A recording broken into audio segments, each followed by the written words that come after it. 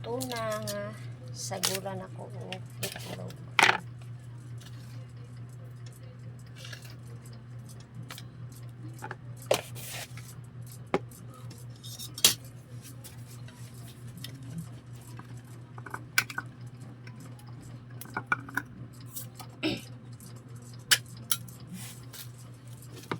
O yara guys, itlog kuning batil-batilon tulo ka guys niya aning isagol daan para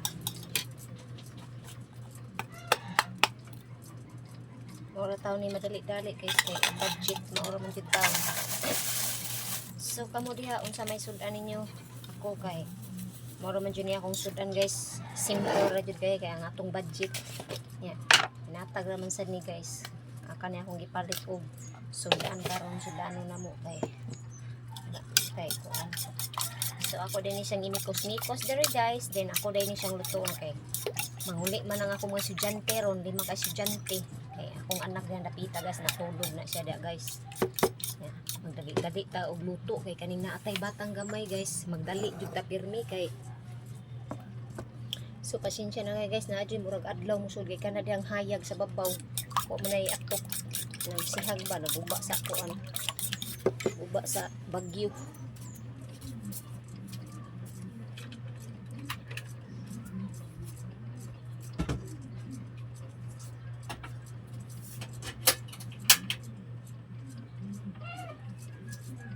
So magluto na ta diring dapita guys. Ako sa ni iswag. Pasensya na guys, kamera guys ha kay langas kay tanan kay wala jud tarong akuan. So are ra ko diri magluto dapita guys. Tuog pa man akong anak. Kay kamera duha diri na hidingin ron. Adlaw maron nga Lunes.